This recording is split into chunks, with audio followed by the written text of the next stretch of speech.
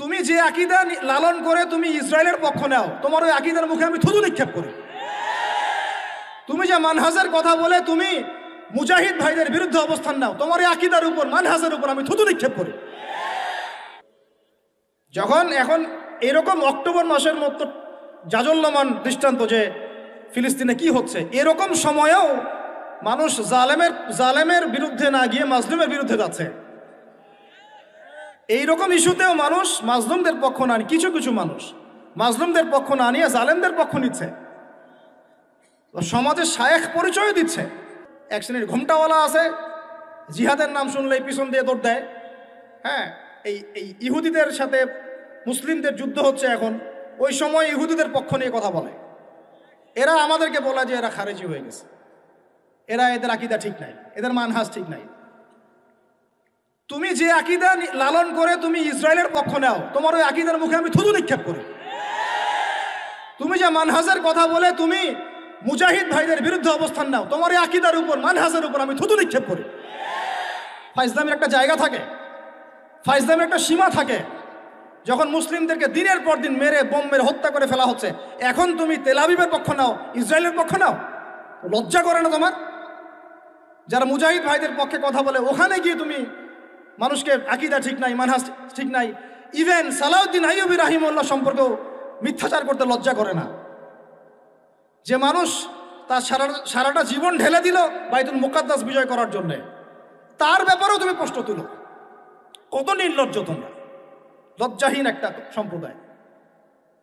যার নুন খাচ্ছ তার গুণ গাচ্ছ, এই তো আর কি বিষয়টা, এই আর কি। যাদের নুন খাচ্ছ এখন তার গুণ গাচ্ছ। আপনাদের মনে করেন, একটা এক্সাম্পল দিয়ে, মনে করেন যে 71 সালে আমরা বিজয় অর্জন করতে পারি নাই, মনে করেন এখনো পাকিস্তানিরা আমাদেরকে মারতেই আছে, মারতেই আছে, মারতেই আছে। 71 থেকে এখন কত বছর হলো? 53, 50, 55। মনে করেন যে বিজয় এখন অর্জিত হয় নাই, আমাদের ওই বাবারা লড়ছিলেন, দাদারা লড়ছিলেন, লড়তে লড়তে লড়তে লড়তে তারা শহীদ হয়ে গেলেন, কিন্তু ওদের আগ্রাসন থামে নাই, ওরা মারতেই আছে, মারতেই আছে, মারতেই আছে। তারপরের জেনারেশন অস্ত্র নিল, তারপরের জেনারেশন অস্ত্র নিল, তারপরের জেনারেশন অস্ত্র নিল, নিতে নিতে নিতে 2023 পর্যন্ত আসলো। এখন 2023 সালে যে ফ্রিডম ফাইটার, মুজাহিদ, মুক্তি বাহিনীরা ওদের বিরুদ্ধে লড়তেছে, এই বাহিনীর কি আকীদা খারাপ?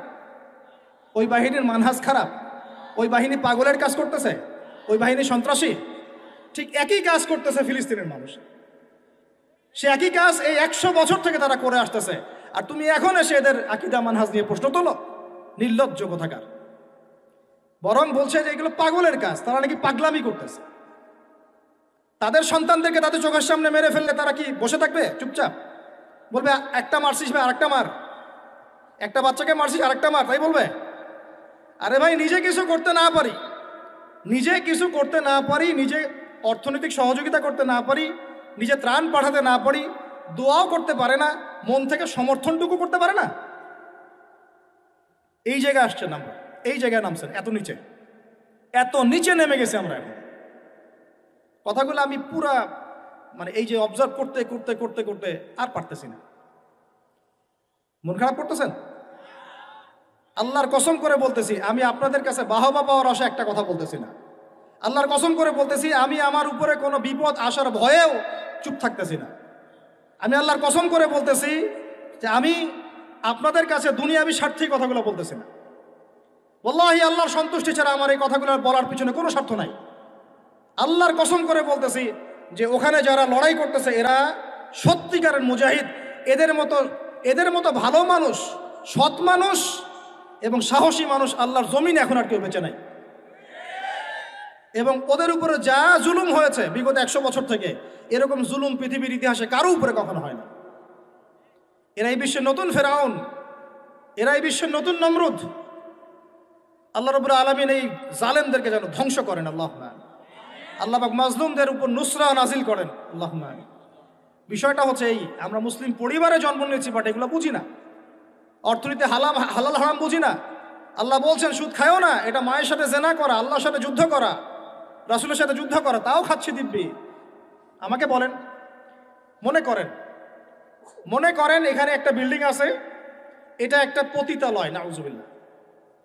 এটা বুঝি কি পতিতালয় কি জিনিস? বুঝেন তো? এখন তো সুবহানাল্লাহ এমন যুগ, এক সময় ছেলেরা মেয়েদেরকে হায়ার করে নিয়ে যাইতো রাত কাটানোর জন্য। এই 10-15 বছর আগের কথা বলছি। ছেলেরা মেয়েদেরকে এক রাতের জন্য হায়ার করত। এটা জানেন না আপনারা? এখন কোন যুগ জানেন? আমরা ঢাকা শহরেও থাকি। এখন এমন যুগ চলতেছে, একটা ছেলে রাত কাটার জন্য আরেকটা ছেলেকে হায়ার করে। আমি বলেছি না শুরুতে, আল্লাহর গজব জোর করে টেনে নিয়ে আসতেছে। মাঝে মাঝে একটু নড়তেছে না ভূমিকম্প, এগুলো কিচ্ছু না। একটা বড় কিছু হবে, আল্লাহ মাফ করুক আমাদেরকে। আমার মন বলে একটা বড় কিছু হবে। যা শুরু করছি আমরা আল্লাহর সাথে আমরা যা দ্রোহিতা শুরু করেছি, ব্যক্তি জীবন থেকে শুরু করে রাজনীতি পর্যন্ত, আল্লাহর গজব জোর করে টেনে নিয়ে আসতেছে। আমার এখানে শিক্ষা প্রতিষ্ঠান গড়ে তোলা কোনো উদ্দেশ্য না। আমার উদ্দেশ্য হচ্ছে আপনাদের মধ্যে আকীদা আমলের পরিবর্তন আসুক, বুঝ আসুক, ওয়ার্ল্ড অ্যাফেয়ার্স সম্পর্কে বুঝেন, ব্যক্তি জীবন বোঝেন, সুন্নত বোঝেন, তাওহীদ বোঝেন, শিরক বোঝেন, হালাল হারাম বোঝেন, ওয়ার্ল্ড অ্যাফেয়ার্স বোঝেন, অর্থনীতি বোঝেন, সামনে কি হতে পারে এই বিষয়ে সচেতন থাকেন, সেইভাবে জীবনটাকে ঢেলে সাজান। এটা উদ্দেশ্য। আলিফ বা তা পড়ানোর উদ্দেশ্য না আপনাদের। এটা বাসায় পড়তে পারবেন যে কোনো হুজুরের কাছে।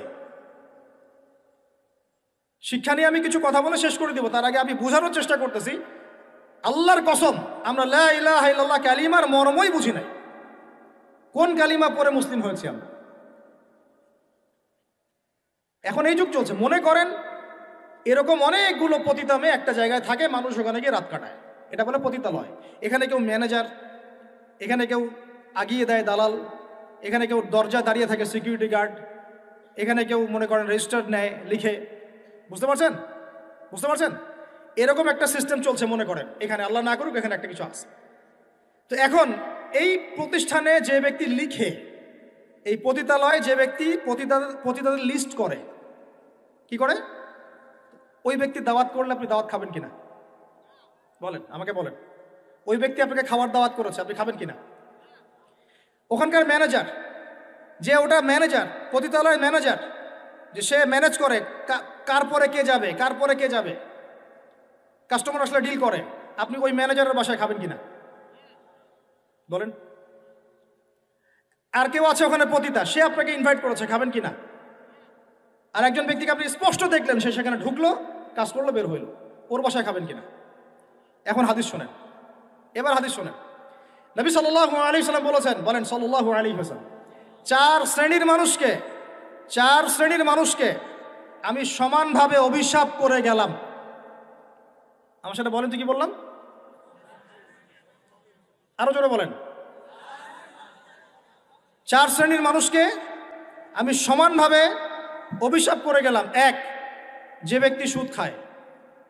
যে ব্যক্তি, দুই, যে ব্যক্তি সুদ দেয়। তিন, যে ব্যক্তি সাক্ষী থাকে। চার, যে ব্যক্তি লিখে রাখে।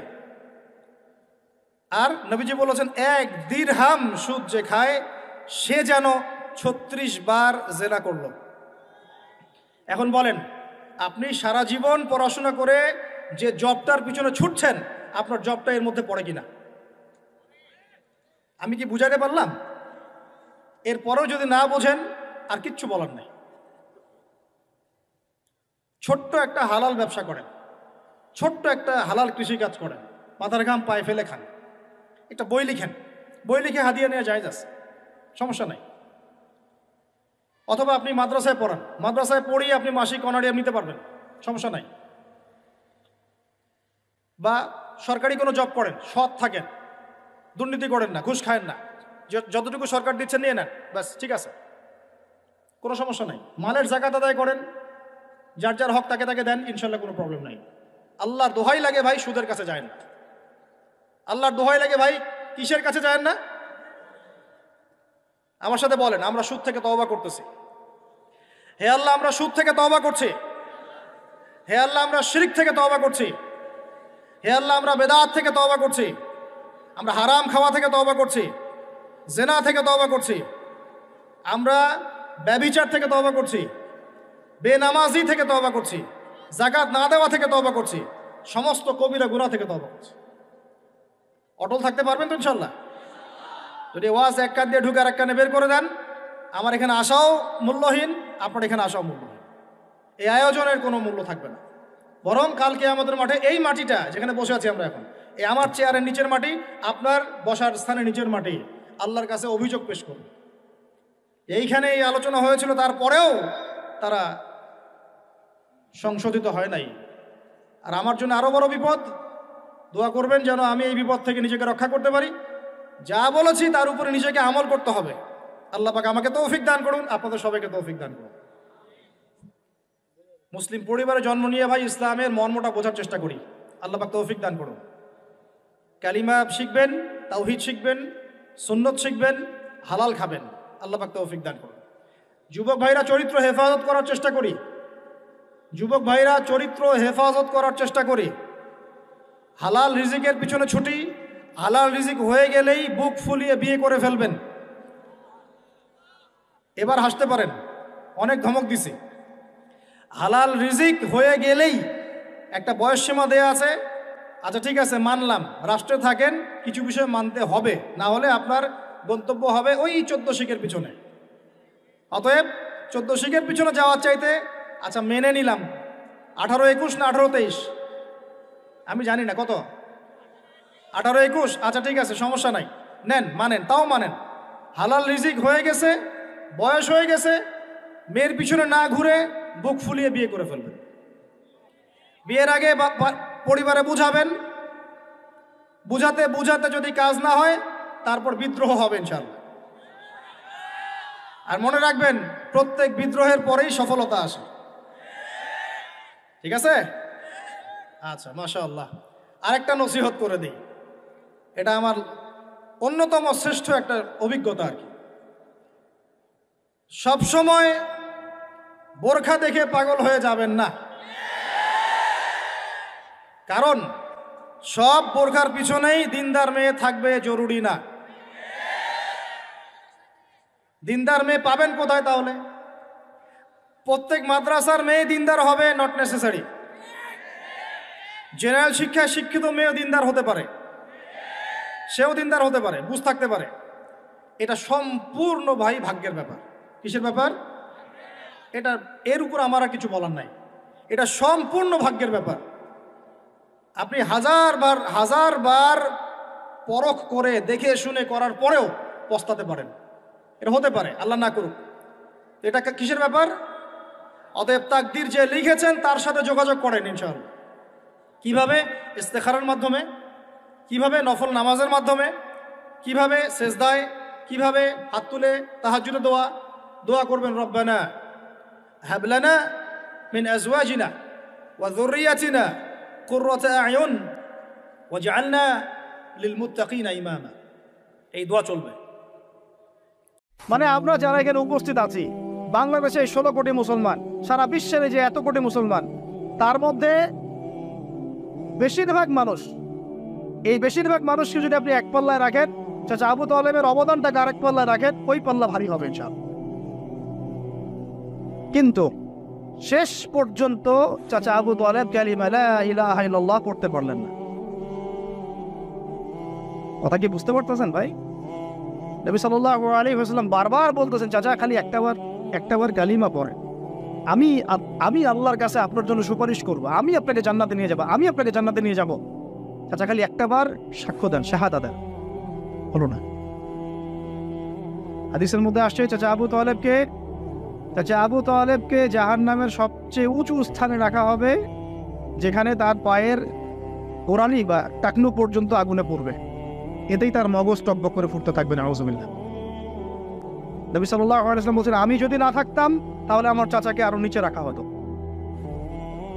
এত কিছু করার পরেও ইসলাম কবুল না করার কারণে এই অবস্থা হলো। এখন কি ভাই আপনি আমি বুঝতে পারছি যে আল্লাহ পাক যে আমাদেরকে বিনা জিজ্ঞাসাবাদ করেই মুসলিম পরিবারে জন্ম দিয়েছেন, আল্লাহ পাক আমাদের উপর কত রহম করেছেন, আমাদের কত কৃতজ্ঞতা স্বীকার করা উচিত। বিশ্বাস করেন, আমাদের যে সকালবেলা টয়লেট হয় না, ওয়াশরুমে যান, টয়লেট করেন, আলী ইবনে আবি তালেব রাদিয়াল্লাহু আনহু এরকম বাথরুম থেকে বের হয় পেটে হাত দিয়ে বলতেন, মানুষ যদি জানতো এই যে শুধু ক্লিয়ার করে টয়লেট হওয়াটা কত বড় নেয়ামত আল্লাহ পাকের, তাহলেও সারা জীবন সেজদায় পড়ে থাকতো। আমরা এগুলো বুঝি না, শ্বাস নেওয়ার নেয়ামত বুঝি না, পানি পান করছি, পানি আল্লাহ পাক দিয়েছেন, এটা নিয়ামত বুঝি না। গরম পানিতে ওযু করে আসলে নিয়ামত বুঝি না। সুস্থ আছি নিয়ামত বুঝি না।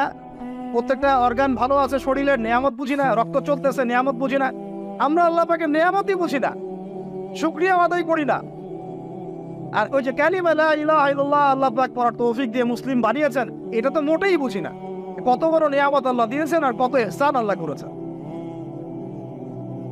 এইটা জাস্ট আজকের লেকচার শুনে বুঝে বাসায় চলে যান, তাহলে ইনশাল্লাহ আপনার একটা কৃতজ্ঞতাপূর্ণ হৃদয়ের সৃষ্টি হবে, এবং এই হৃদয়টা সৃষ্টি হলে পরেই আপনি আল্লাহর দিকে ফিরে আসবেন ইনশাল্লাহ। যুবক ভাই, আপনি আমি যে এত পাপ করলাম সারা জীবনেও, তারপরেও যে আল্লাহ পাক আপনার উপর আমার উপর শাস্তি নাজিল করেন নাই, এই ঋণটা কি আপনি আমি শোধ করতে পারবো কিনা? বলেন, আমার সাথে কথা বলেন, পারবো আমরা? এই যে সারা জীবন সুদ খেয়ে যাচ্ছেন, আল্লাহ যে গজব এখনো দেন নাই, আপনি আমি কি এই ঋণটা শোধ করতে পারবো? এই যে মেয়েগুলো তোমরা যে পর্দা করতেছো না, বেহায়ের মতো বেপর্দায় ঘুরে বেড়াচ্ছ, এখন আল্লাহ পাক এখনো শাস্তি দেন নাই, শুকরিয়া আদায় করতে পারবে? এতদিন চলে গেল, শত শত রাকাত নামাজ বাকি আছে, রোজা বাকি আছে, হজ ফরজ হয়েছে, হজ করেন না, জাকাত সেই কবে ফরজ হয়েছে, জাকাত দেন না, আল্লাহর জন্য একটু দান সাদাকা করবো, একটু মসজিদ মাদ্রাসায় কন্ট্রিবিউট করবো, ইত্যাদি ইত্যাদি সমাজ কল্যাণমূলক কাজ করবো, করছি না। আল্লাহ যে এখন পর্যন্ত এভাবে সুস্থ রেখেছেন, নেয়ামতের শুকরিয়া আদায় করতে পারবো আমরা? আল্লাহ রাব্বুল আলামিন আমাদের সবাইকে যেন মুসলিম পরিবারে জন্মগ্রহণ করতে পারার এই নেয়ামতের শুকরিয়া আদায় করার তৌফিক দান করে। শুকরিয়া আদায় করবো কিভাবে ভাই? 5 ওয়াক্ত নামাজ দিয়ে শুরু করতে হবে। নামাজ নাই ইসলাম নাই, নামাজ নাই ইসলাম নাই। নামাজ না পড়ে 14 বার জানাজার নামাজ পড়ালেও সে ব্যক্তি জান্নাতে যেতে পারবে না। বেনামাজি ব্যক্তি, হাদিসের পরিভাষা তাকে কাফের বলা হচ্ছে। কি বলা হচ্ছে? তাহলে এখন কি করব? তওবা করে ফিরে এসে কাজা আদায় করার চেষ্টা করবো ইনশাআল্লাহ। এখন থেকে যেন কোনো নামাজ কাজা না হয় এবং ছুটে না যায়, আল্লাহ পাক যেন সেভাবে নামাজ পড়ার তৌফিক দান করেন।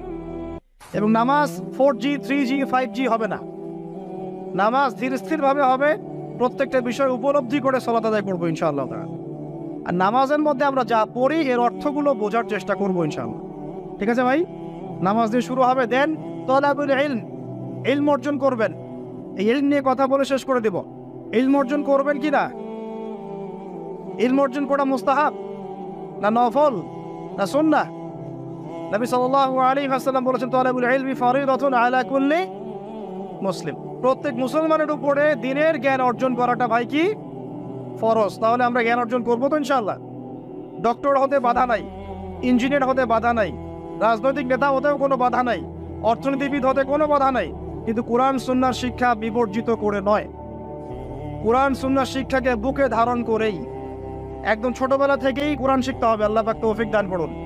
আর কোরআন শিখতে হবে মানে শুধু এটা নয় যে বিশুদ্ধ করে খালি তিলাওয়াত শিখবো, এতটুকু যথেষ্ট নয়, এতটুকু যথেষ্ট নয় আপনার জন্য। এর অর্থটাকে বোঝার চেষ্টা করতে হবে। আল্লাহ পাক তৌফিক দান করুন, আমিন। আরবি ভাষাটা শেখার চেষ্টা করেন, আরবি ব্যাকরণটাকে শেখার চেষ্টা করেন, ওলামায়ে কেরামদের সাথে সম্পর্ক রাখেন, মাদ্রাসায় একটু সময় দেন, প্রয়োজন একটু ব্যাচ আকারে পড়েন, অনলাইন অফলাইনে অনেক কোর্স হয়, এগুলো করেন। অ্যাটলিস্ট কোরআন বোঝার জন্য যতটুকু আরবি দরকার, যতটুকু ভাষা জ্ঞান দরকার, ব্যাকরণ দরকার, এইটুকু অর্জন করেন। আমি আপনাকে মুফতি মুহাদ্দিস হতে বলছি না। পারবেন কিনা ভাই? পারা যাবে তো ইনশাআল্লাহ। আল্লাহ পাক তৌফিক ইনায়াত করুন, বলি আমিন। কোরআনের ভাষার ভিতরে ঢুকতে না পারলে ভাই আপনি কোরআনের স্বাদ অনুভব করতে পারবেন না, স্বাদ অনুভব করতে পারবেন না। আল্লাহ বলছেন, লাউ আনজালনা হাযাল কুরআন আলা জাবাল লারাআইতাহু খাশিআম মুতাসাদ্দিআম মিন খাশিয়াতিল্লাহ। কোরআনকে তোমার সিনায় নাজিল না করে পাহাড়ে নাজিল করলে পাহাড় আল্লাহর ভয়ে নতজানু হয়ে যেত, থরথর করে কাঁপতো। তো সেই কোরআন আমরা তেলাওয়াত করে কখনো চোখ দিয়ে পানি বের হয় না? হয় না? বের হয় না? হয় না? কখনো হয় না। কারণ কোরআন পড়েও আমরা উপলব্ধি করতে পারি না, অর্থ জানি না। কোরআন পড়েও অর্থ বুঝি না বলেই কখনো চোখ দিয়ে পানি বের হচ্ছে না। দোয়াগুলো পড়ছি, অর্থ বুঝি না বলেই দোয়ার মধ্যে স্বাদ আসে না, সেই নূর পাই না, সেই মারেফত অর্জিত হয় না। আর আস্তে আস্তে এই শিক্ষাগুলো থেকে আমাদেরকে সরিয়ে দেওয়া হচ্ছে। ব্যক্তিগত উদ্যোগে হোক, যেভাবে হোক, আপনাকে কোরআন শিখতেই হবে। এই তাগাদা আপনার, এই ফিকির আপনার। ইনশাআল্লাহ ফিকির আপনি করেন, রাস্তা আল্লাহ দেখাবেন ইনশাআল্লাহ। আল্লাহ পাক তৌফিক দান করুন। এর পাশাপাশি আল্লাহ ওয়ালাদের সাথে থাকবো, সুন্নাহ ভিত্তিক জীবনযাপন করবো ইনশাল্লাহ। রাজি আছি তো ইনশাল্লাহ? সবার চেহারায় দাড়ি থাকবে তো ইনশাল্লাহ? প্যান্ট টাকনো উপরে উঠবে তো ইনশাল্লাহ? আমরা হারাম সম্পর্কগুলো ত্যাগ করতে পারবো তো ইনশাআল্লাহ? হালাল সম্পর্কে থাকবো তো ইনশাআল্লাহ? হালাল রিজিক খাবো তো ইনশাআল্লাহ? সুদের কাছে যাব, জেনার কাছে যাব, ঘুষের কাছে যাব? আমরা দুর্নীতি করব? আমরা পিতামাতাকে অপমান করব? আমরা কি কোরআন এবং হাদিসের শিক্ষাকে বাদ দিয়ে শিক্ষা অর্জন করব? আল্লাহ পাক যে কথাগুলো আমরা বললাম তার উপরে আমল করা তৌফিক দান করুন। ওয়াল্লাহু শাহীদুন বাইনি ওয়া বাইনাকুম, ঠিক আছে? আল্লাহ আমার এবং আপনাদের মাঝখানে সাক্ষী। ওয়া হুয়া শাহীদুন বাইনানা ওয়া কাফা বিল্লাহি শাহীদা, আল্লাহ পাকই আমাদের সাক্ষী, তিনিই সাক্ষী হিসেবে যথেষ্ট, ঠিক আছে? আল্লাহর নবী সাল্লাল্লাহু আলাইহি ওয়াসাল্লাম যেই যুগে জন্ম নিয়েছেন, যুগটার নাম কি বলেন? এখন শোনেন, ওই যুগে শিরক ছিল, কি ছিল? ওই যুগে সুদ ছিল, কি ছিল? ওই যুগে জেনা ছিল, কি ছিল? ওই যুগে মারামারি দাঙ্গা হাঙ্গামা ছিল, ঠিক আছে? ওই যুগে মাদক ছিল, আর নারী জাতির অবমাননা ছিল। এখনকার যুগে আছে না নাই? বেশি না কম? অনেক বেশি না অনেক কম? আচ্ছা, ওই সমাজটা আল্লাহর নবী পরিবর্তন করেছেন কি না? কত বছর সময় লাগছে? কত বছর? মাত্র 23 বছর। যার প্রথম 13 বছর মক্কায়, পরের 10 বছর বলেন? প্রথম 10 বছর মক্কায়, পরের 10 বছর মদিনায়। নিজের মন গড়া বুদ্ধি দিয়ে করেছেন না আল্লাহর ওহী দিয়ে করেছেন? আবার বলি, নিজের মন গড়া বুদ্ধি দিয়ে করেছেন, নিজের প্রবৃত্তির অনুসরণ দিয়ে করেছেন, মানব রচিত আইন কানুন দিয়ে করেছেন, নাকি আল্লাহ পাকের বিধান দিয়ে করেছেন? আল্লাহ পাকের সেই বিধানের নাম কি? তাওরাত, জাবুর, ইনজিল না কোরআন? তাওরাত, জাবুর, ইনজিল আগে ছিল না ছিল না? ওগুলো এই যুগে চলবে না চলবে না? কেন চলবে না? কারণ কোরআন আসার পরে সব রহিত হয়ে গেছে। কোরআন আসার পর সব রহিত হয়ে গেছে। নবী সাল্লাল্লাহু আলাইহি ওয়াসাল্লামের পরে অন্য কোন নবীর অনুসরণ করলে চলবে কি চলবে না? চলবে? চলবে না। কেন? কারণ শেষ নবী এসেছেন, আমরা তার উম্মাহ, আমরা তাকে ফলো করব। শেষ নবী এসেছেন, শেষ আসমানি কিতাব নিয়ে আসছেন, এরপরে কোন আসমানি কিতাব আসবে? আসবে না। আর কোন নবী আসবে? আচ্ছা, এখন আপনারা এতটুকু সাক্ষ্য দিলেন, আমরা বুঝলাম যে আল্লাহর নবী সাল্লাল্লাহু আলাইহি ওয়াসাল্লাম সমাজ পরিবর্তন করেছেন আল্লাহর ওহী দিয়ে। কি দিয়ে ভাই? সেই ওহী সমান সমান কোরআন এবং হাদিস। কোরআন এবং ওহী সমান সমান বলি কোরআন এবং, আবার বলেন ওহী সমান সমান কোরআন এবং হাদিস। আছে না নাই? হাদিস লাগবে না লাগবে না? না শুধু কোরআন মানলেই হবে? শুধু হাদিস মানলে হবে? শুধু কোরআন মানলে হবে? না দুটো একসাথে মানতে হবে? আচ্ছা, এবার আসেন, নবী সাল্লাল্লাহু আলাইহি ওয়াসাল্লাম কোরআন এবং হাদিস দিয়ে প্রথমে সাহাবীদেরকে শিখিয়েছেন না শেখান নাই? জ্ঞান শিখিয়েছেন কিনা? প্রথম ওহী কি বিষয় এসেছিল? নামাজ, যাকাত, পর্দা, জিহাদ, নাকি জ্ঞান শিক্ষা? প্রথম ওহী কোনটা? ইকরা বিসমি রাব্বিকাল্লাযী। তাহলে প্রথম ওহী কি কেন্দ্রিক? রাজনীতি কেন্দ্রিক, অর্থনীতি কেন্দ্রিক, না শিক্ষা কেন্দ্রিক? তাহলে প্রথম ওহী হচ্ছে শিক্ষা কেন্দ্রিক। ইকরা বিসমি রাব্বিকাল্লাযী, পড়ুন আপনার রবের নামে যিনি আপনাকে সৃষ্টি করেছেন। মানে পড়ুন আপনার রবের নামে যিনি আপনাকে, তার মানে শিক্ষা কাকে বলে? শিক্ষা তাকে বলে যা আমাকে রব চেনাবে। আবার বলেন, শিক্ষা কাকে বলে? যা আমাকে রব্বিকাল্লাযী খালাক, ইকরা বিসমি রব্বিকাল্লাযী খালাক, পড়ুন আপনার সেই রবের নামে যিনি আপনাকে সৃষ্টি করেছেন। তাহলে শিক্ষা কাকে বলে? যা আমাকে আমার রব চেনাবে। তাহলে যে শিক্ষা আমাকে রব থেকে দূরে সরায় সেটা কি? যে শিক্ষাটা আমাকে আমার রব থেকে দূরে সরায় সেটা কি? সুশিক্ষা না কুশিক্ষা? সুশিক্ষা না কুশিক্ষা? আরো আসতে বলেন, সুশিক্ষা না কুশিক্ষা? যে শিক্ষা আমাদেরকে রব থেকে দূরে সরায় সেটা কি সুশিক্ষা না কুশিক্ষা? আর যে শিক্ষা আমাদেরকে রবের কাছাকাছি নিয়ে যায় সেটার নাম কি? সুশিক্ষা। নবী সাল্লাল্লাহু আলাইহি ওয়াসাল্লাম সমাজ পরিবর্তন করেছেন কোন শিক্ষা দিয়ে? সুশিক্ষা না কুশিক্ষা? আচ্ছা, এবার তিনি সাহাবীদেরকে এটা শিক্ষা দিলেন। একই সাথে তিনি কি শুধু শিক্ষাই দিয়েছেন না আমল করে দেখিয়েছেন? শুধু বলেই গেছেন না আমল করে দেখিয়েছেন? আচ্ছা, তিনি কি শুধু বাহ্যিক শিক্ষাই দিয়েছেন না কলবটাকেও পরিবর্তন করেছেন? আধ্যাত্মিকত্ব তাস্কি অর্জন করা হয়েছিল না হয় নাই? হয়েছে। এই শিক্ষাটার দাওয়াত মানুষকে দিয়েছেন না দেন নাই? এরপরে তার উপর অত্যাচার এসেছে না আসে নাই? তার তিনি সবর করেছেন না করেন নাই? তাকে দেশ থেকে চলে যেতে হয়েছে না হয় নাই? মদিনায় গিয়ে ইসলামিক রাষ্ট্র কায়েম হয়েছে কি হয় নাই? তারপরে ওই ওহির বিধানকে প্রতিষ্ঠা করার জন্য দাওয়াতের সাথে সাথে জিহাদ করতে হয়েছে কি হয় নাই? এভাবে বদর উহুদ খন্দকের পথ পাড়ি দিয়ে মক্কা বিজয় হয়েছে কি হয় নাই? তাহলে পুরো সমাজটা পরিবর্তন হলো কিসের বদৌলতে?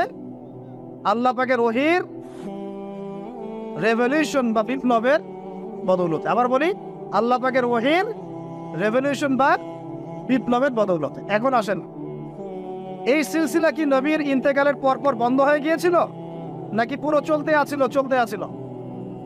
সাহাবায়ে কিরাম কি ওই নীতির উপরে ছিলেন কি ছিলেন না? আবু বকর সিদ্দিক ছিলেন না? ওমর ইবনে খাত্তাব, উসমান বিন আফফান, আলী ইবনে আবি তালেব, তারা ওই নীতির উপর ছিলেন কি ছিলেন না? তারপরে চার ইমামের যুগে তারা ছিলেন না? তারপরে ফুকাহায়ে কেরামের যুগে ছিলেন না? মুহাদ্দিসিনে কেরাম তারা ছিলেন না? এভাবে যুগের পর যুগ ইসলামী শিক্ষাকে বাদ দিয়ে মুসলিমরা সফল হয়েছে না ইসলামী শিক্ষা বুকে ধারণ করে সফল হয়েছে? আরো আসতে বলেন।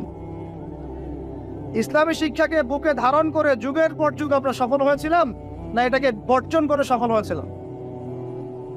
এবার আসেন, এখনকার আধুনিক বিশ্বের যে কোনো সাবজেক্ট আমি চ্যালেঞ্জ করতেছি, chemistry, physics, astrophysics, philosophy, political affairs, অর্থনীতি, ম্যাথামেটিক্স, সায়েন্স অ্যান্ড টেকনোলজি, যে কোনো সাবজেক্টের গোড়ায় আপনি যাবেন, আপনি ওই সোনালী যুগের কোনো না কোনো মনীষীকে খুঁজে পাবেন।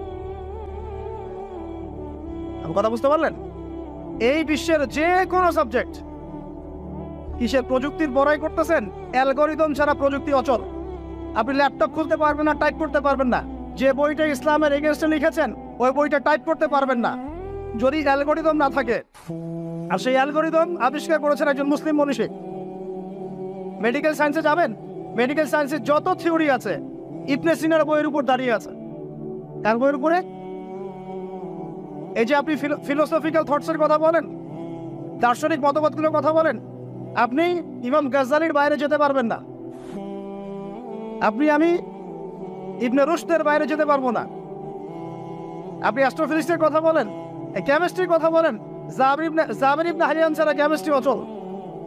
তোমরা এগুলো জানো না? জীববিজ্ঞান এরা পারবে? জীববিজ্ঞান কি ইবনে সিনার থিওরির বাইরে যেতে পারবে? ম্যাথামেটিক্স ওমর খৈয়ামের বাইরে যেতে পারবে? আল খোয়ারিজমির বাইরে যেতে পারবে? ইবনে রুশদের বাইরে যেতে পারবে? এরকম বহু নাম বলতে থাকলে সারা রাত যাবে, আমার নোট করা আছে। এমন কোন সাবজেক্ট নাই। এখনকার বিশ্বের চলমান শিক্ষানীতি নিয়ে এত কথা বলছেন, শিক্ষানীতি এইটা ওইটা, ইসলাম, সেকুলারিজম, ডেমোক্রেসি ইত্যাদি, কোন সাবজেক্ট আপনি এই বিশ্বে চালাতে পারবেন না যে সাবজেক্টের গোড়ায় কোনো না কোনো মুসলিম মনীষীকে খুঁজে পাবেন। বিশ্বকে আমরা করে দিলাম, বিশ্বকে কারা করে দিল? এইভাবে 1-2 বছর নয়, প্রায় 1200 বছর। কত বছর? প্রায় 1200 বছর এই পুরো বিশ্বটাকে আমরা শাসন করেছি। শুধু শিক্ষানীতি নয়, আমরা অর্থনীতি শাসন করেছি, আমরা পলিটিক্যাল অ্যাফেয়ার শাসন করেছি, রাজনীতি শাসন করেছি। ওরা আমাদের জমিতে থাকতো, ট্যাক্স দিয়ে, কর দিয়ে থাকতো। ওরা ইহুদি খ্রিস্টানরা আমাদের জমিতে থাকতো ট্যাক্স দিয়ে, কর দিয়ে। আর আজকে আমাদের ওদের কাছে লোন চাইতে হয়, ওরা শর্ত আরোপ করে। কোথায় আসছি আমরা চিন্তা করছেন? ইতিহাস সেই কবে ভুলে গেছে। শিক্ষার আপনি যে সেক্টরে যাবেন, আপনি গিয়ে দেখবেন সেখানে কোনো মুসলিম মনীষীর অবদান আছে। আপনি আল খোয়ারিজমি বাদ দিয়ে, ইবনে রুশদকে বাদ দিয়ে, ইমাম গাজ্জালিকে বাদ দিয়ে, জাবের ইবনে হাইয়ানকে বাদ দিয়ে, ইবনে সিনাকে বাদ দিয়ে, এনাদেরকে বাদ দিয়ে আপনি সাহিত্য খুঁজে পাবেন না, আপনি দর্শন খুঁজে পাবেন না, আপনি ম্যাথামেটিক্স খুঁজে পাবেন না, কেমিস্ট্রি, ফিজিক্স, সায়েন্স খুঁজে পাবেন না। এখন আমাকে বলেন, ওই সময়কার এই মনীষীরা কি ইসলামী শিক্ষাটাকে বাদ দিয়ে শুধুমাত্র বৈষয়িক শিক্ষায় শিক্ষিত ছিলেন?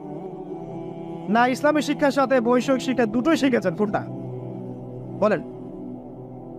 কথা বলেন। একটা শিখেছেন না দুটোই শিখেছেন? এখন এই সিলসিলা চলতে চলতে চলতে এই 1914 সাল থেকে নতুন একটা নিউ ওয়ার্ল্ড অর্ডার শুরু হল। শব্দটাকে বললাম new world order. New world order আসলে 1914 থেকে না, আমি ভুল বলেছি, এটা ফরাসি বিপ্লব থেকেই শুরু হয়েছে। আর ফরাসি বিপ্লব হয়েছে 1789 না, 1789। এই যে 221 বছরের মতো এই সময়টুকুতেই নতুন একটা ওয়ার্ল্ড অর্ডার এসেছে। কারা দিচ্ছে অর্ডার? ওই ইহুদি খ্রিস্টান সভ্যতা পশ্চিমারা। কারা দিচ্ছে? ওই ইহুদি খ্রিস্টান সভ্যতা পশ্চিমারা। নতুন অর্ডার।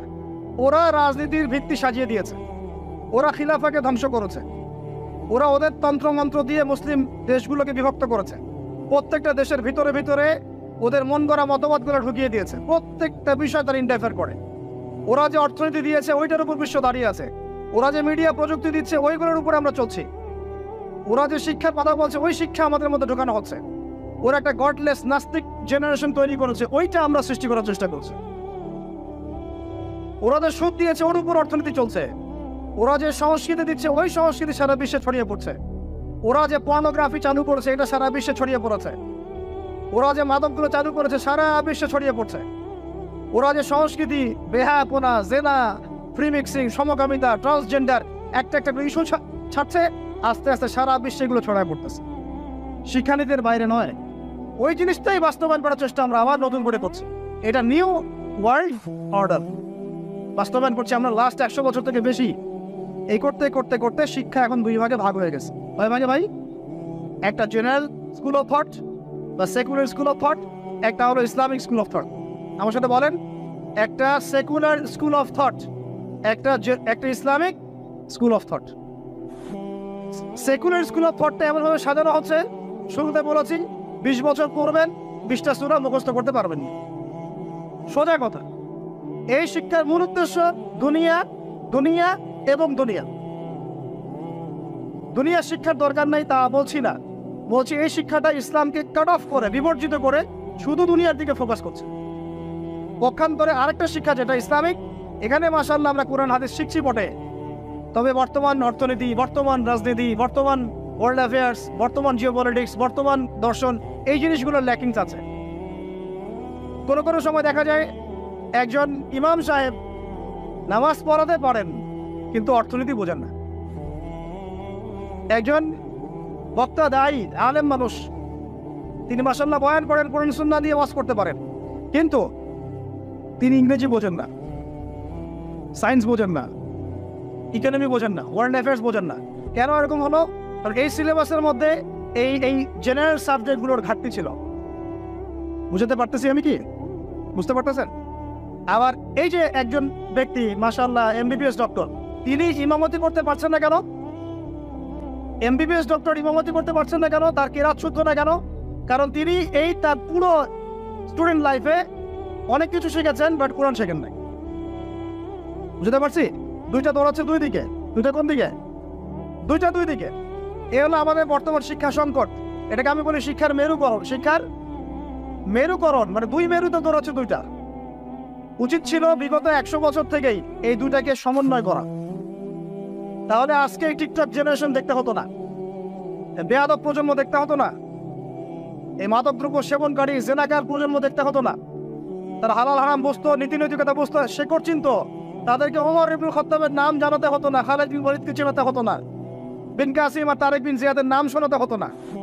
সমস্যাটা বুঝতে পারছেন ভাই কোন জায়গায়? সমন্বয় হয় নাই। কি হয় নাই? সমন্বয়ে যারা করার চেষ্টা করেছেন সেটা আমি প্রশংসার দাবি রাখে তারা অবশ্যই, কিন্তু এটাও বিশ্বের চ্যালেঞ্জ মোকাবেলার জন্য যথেষ্ট হয় নাই। কথাগুলো অনেক বড় স্কেলের, এগুলো বাস্তবায়ন করা অনেক বড় ব্যাপার, অনেক কঠিন, রাস্তা অনেক জটিল, কিন্তু এই কাজটা আমরা সবাই মিলে করবো ইনশাআল্লাহ। আল্লাহর কসম করে বলতেছি, এই কাজ যদি আমরা আগামী 20 থেকে 30 বছরে করতে ব্যর্থ হই, আরো 20 বছর পর আপনি এমন একটা প্রজন্ম পাবেন শুদ্ধ করে সালামটাও দিতে পারবে না। দেখে নিয়েন, আপনি শুদ্ধ করে সালাম তো দিতে পারবেই না, আল্লাহ পাকের কালিমা লা ইলাহা ইল্লাল্লাহ ঠিকমতো উচ্চারণ করতে পারবে কিনা সন্দেহ আছে। নামাজটাকে সে অপশনাল মনে করবে। রমজান মাসে বাইরে সিগারেট টান দিয়ে বের হবে, ও যে আর কি করতে পারে, দেখবেন যে পশু হয়ে গেছে, বালহুম আদল, বরং তার চেয়ে নিকৃষ্ট হয়ে যাবে যদি না আমরা এই শিক্ষাটাকে সমন্বয় করতে পারি। এখন সমন্বয়ের পথ ও পদ্ধতি কয়টা আমার ক্ষুদ্র গবেষণায় 3টা। কয়টা ভাই? আচ্ছা, এটাই শেষ কথা। পথ পদ্ধতি খুব কম। কেন কম? কারণ আমাদের কাছে কোনো শক্তি নাই। এখানে বসে অনেক কথা বললাম, অনেক কিছু বোঝানোর চেষ্টা করলাম, এই পর্যন্তই। আমার হাতে কোনো ক্ষমতা নাই, এবং আমার মতো হাজার হাজার আবুদ আদনান বা আপনার মিজানুর রহমান আজহারি, হ্যাঁ, আরো যারা বড় বড় স্কলার আছেন, কেউই কিছু করতে পারবে না। কেন? কারণ আমাদের হাতে কোনো পলিটিক্যাল পাওয়ার নেই, আমাদের হাতে কোনো সোশ্যাল পাওয়ার নাই, আমাদের হাতে কোনো আপনার কি বলে শাসন ক্ষমতা আমাদের হাতে নাই। কে করতে পারবেন? যিনি একজন সৎ নেতা, যিনি একজন সৎ নেতা, যোগ্য নেতা, যাকে আল্লাহ দিনের বুঝ দিয়েছেন, যার কোরআন সুন্নাহর জ্ঞান আছে, দিনের বুঝ আছে, সমকালীন প্রেক্ষাপট সম্পর্কে সচেতন, তিনিই করতে পারবেন ইনশাআল্লাহ। আমরা দোয়া করে আল্লাহ পাক যেন এমন মানুষ উপর থেকে নিয়ে আসে, বলেন আমিন। আল্লাহ পাক এমন মানুষ উপর থেকে নিয়ে আসে, এরকম যোগ্য মানুষদেরকে আল্লাহ পাক উপরে নিয়ে যান। কেন পারবেন?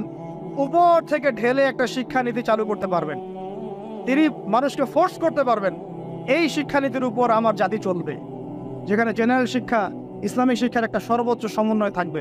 এরকম কোন নেতা আসলে পরে প্রত্যেকটা স্কুলে, প্রত্যেকটা কলেজে, প্রত্যেকটা বিশ্ববিদ্যালয়ে ইনশাআল্লাহ দেখবেন ইসলামিক শিক্ষা ঢুকে গেছে ইনশাআল্লাহ। একই সাথে প্রত্যেক মাদ্রাসায় বর্তমান যুগোপযোগী জ্ঞানগুলো ঢুকে যাবে ইনশাআল্লাহ। তিনি পারবেন সবাইকে এক টেবিলে বসাতে। এটা আমার আপনার সাধ্যের মধ্যে নাই, কিন্তু আপনাকে পথ দেখাতে পারবো। কি দেখাতে পারবো? তো বলতে পারবো যে কিভাবে হলে সম্ভব হতো। এটা একটা বিশাল জিনিস। এই জায়গা থেকে যদি শক্তি না আসে ইসলাম মুসলিমদের, নিচু লেভেলে আপনি যত কাজই করেন এটা সাস্টেইন করবে না। এটা একটা পথ। যদি আমাদের উপরে এমন কোনো নেতৃত্ব আসে যারা প্রত্যেকটা শিক্ষা ব্যবস্থাকে ঢেলে সাজাতে পারবে, ইনশাআল্লাহ জাতিকে বাঁচানো সম্ভব, এখনো সম্ভব, আযাব আসার আগেই বাঁচানো সম্ভব। আমার কথা বোঝা যায়? 1 নম্বর পথ। এই পথটা কঠিন না সহজ? বলেন। মারাত্মক কঠিন। এটা কি? মারাত্মক কঠিন। কারণ এটা সম্পূর্ণ আল্লাহ পাকের। কারণ কুলিল্লাহুম্মা মালিকাল মুলক তুতিল মুলকা মান তাশা ওয়া তানজিউল মুলকা মিম্মান তাশা। আল্লাহ পাক হচ্ছেন ক্ষমতার অধিকারী, যাকে ইচ্ছা ক্ষমতা দেন, যার ইচ্ছা কেড়ে নেন।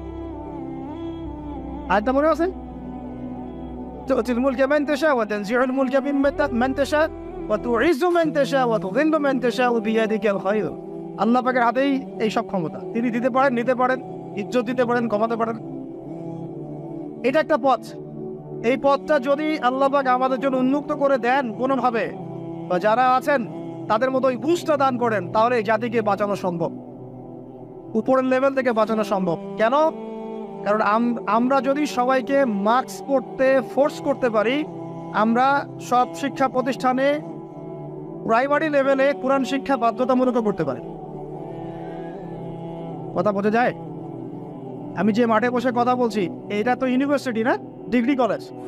আপনি ডিগ্রি কলেজের সবগুলো স্টুডেন্টকে ডাকেন দেখি এবং কোরআন তেলাওয়াত চেক করেন। ডিগ্রি কলেজ মানে তার বয়স কত এখন? 25 বছরে তার কোরআন তেলাওয়াত সহি হয় নাই। কারণ উপর থেকে তাকে কোনো চাপই দেওয়া হয় না, তার সিলেবাস ওটা ফোর্সফুল বাধ্যতামূলক ছিলই না কখনো। ওই জন্য কি আরো পড়ে নাই, ও সিলেবাসে নেই, পড়বো কেন? সে তো পড়াশোনা করতেছে চাকরির জন্য। বুঝতে পারেন কথা? শিক্ষকদেরকে ডাকেন সব বিশ্ববিদ্যালয়ে, বড় বড় বিশ্ববিদ্যালয়ের শিক্ষকদেরকে ডেকে একটা টেবিলে বসান, কোরআন তেলাওয়াত চেক করেন। 90% তেলাওয়াত ঠিক থাকবে না। জাতির শিক্ষক তারা, জাতির এই বাঙালি জাতির শিক্ষক তারা কোরআন তেলাওয়াত করতে পারে না। আর কিভাবে বলবো আপনাদেরকে? তাদের হাতে জাতি করতেছে, এই জাতির কারিগর তারা কোরআন তেলাওয়াত করতে পারে না। সুবহানাল্লাহ। এটা অবাক করার বিষয়। অবাক করে নবীজি বলতেন সুবহানাল্লাহ। অবাক করে নবী বলতেন কি? সুবহানাল্লাহ, সুবহানাল্লাহ। তারা জাতি করতেছেন, কারিগর, কোরআন তেলাওয়াত করতে পারেন না। সংকট কি বুঝতে পারেন? সংকট কোন জায়গায়? তাহলে প্রথম যেটা, এটাই একমাত্র সবচেয়ে সেরা পথ। যদি আল্লাহ পাক এমন কাউকে নিয়ে আসেন যার মাথায় এই বুঝতে থাকবে ইনশাআল্লাহ, সে যদি উপর থেকে সুন্দর মতো সব ঢেলে সাজায়, প্রত্যেকটা ঘর থেকে কোরআনের আওয়াজ আসবে। মালয়েশিয়ার ক্লাস 10 পাস করা একটা ছেলে ইমামতি করতে পারে। সে কোনো মাদ্রাসায় পড়ে নাই, স্কুলেই শিখেছে। কোথায়? স্কুলেই। মালয়েশিয়া পিছিয়ে গেছে? অর্থনীতিতে পিছিয়ে গেছে, ওয়ার্ল্ড অ্যাফেয়ার্সে পিছিয়ে গেছে, জিও পলিটিক্সে পিছিয়ে গেছে, ওর জিডিপি কমে গেছে। আর কিভাবে বুঝাবো বলেন? আর কিভাবে বুঝাবো? 2 নম্বর পথ, এই দুটো বলে শেষ করছি ভাই। 2 নম্বর পথ হচ্ছে, যদি এরকম কোনো উদ্যোগ না নেওয়া হয় তাহলে মাদ্রাসা শিক্ষায় যা চলছে এখানেই আমাদের সংযুক্ত থাকা এবং ছেলে মেয়েদেরকে এখানে সংযুক্ত রাখা। তবে এই শিক্ষায় একটা জিনিসকে সংশোধন করা দরকার, সেটা হলো যুগোপযোগী জেনারেল শিক্ষাগুলোকে ঢোকানো দরকার। না হলে আমাদের হাতে কোরআন থাকবে আর এক হাতে হাদিস থাকবে, তারপরেও আমরা চলমান সংকটগুলোকে সমাধান করতে পারবো না। কারণ কারণ অঙ্ক, গণিত, ইংরেজি, জিও পলিটিক্স, অর্থনীতি এগুলো তো আমরা জানি না। কোরআন পড়তেছি যে দাওয়াত খাচ্ছি, 40 কুলখানি, বুঝতে পারেন না কথা? এটাও সমস্যা। এখানেও একটা মানে সংশোধন বা রেভলিউশন দরকার। এটা নিয়ে ওলামায়ে কেরাম বুঝবেন, তারা বুঝবেন। এটা আমাদের আমাদের মানে আমাদের পক্ষ থেকে জোরালোভাবে কিছু বলা যাবে না। ওলামায়ে কেরাম তারা বসে পরামর্শ করে একটা সিদ্ধান্তে আসলে তারপরে জেনারেল উপকারী সাবজেক্টগুলোকে ঢোকানো যেতে পারে, তাহলে একটা সলিউশন হবে। তখন কি হবে যে আচ্ছা ঠিক আছে, ওইটা না হয় পুরোই সেকুলার হয়ে গেল, আমরা অ্যাটলিস্ট ইসলামিক শিক্ষার সাথে থাকি। এই তো। আর 3 নম্বর যেটা, যে নতুন নতুন শিক্ষা প্রতিষ্ঠানগুলো বিভিন্ন জায়গায় যদি গড়ে তুলতে পারেন, যেখানে নতুন করে আপনি সিলেবাস প্রণয়ন করতে পারেন, জেনারেল শিক্ষা এবং ইসলামী শিক্ষার সমন্বয় থাকবে, একদম প্লে গ্রুপ থেকে শুরু করে বা নুরানি থেকে শুরু করে মাস্টার্স পর্যন্ত, দাওরা হাদিস পর্যন্ত গ্র্যাজুয়ালি আমার ছেলে মেয়ে পড়াশোনা করবে।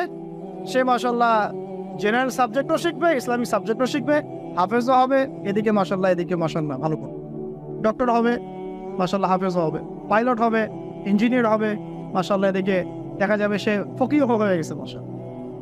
এটা নতুন করে করা সম্ভব। এই কারণেই আমি আমার কনফিডেন্স থেকে বলছি, খয়রুল কুরুন সবচেয়ে শ্রেষ্ঠ যুগে এভাবেই মানুষ শিখেছে।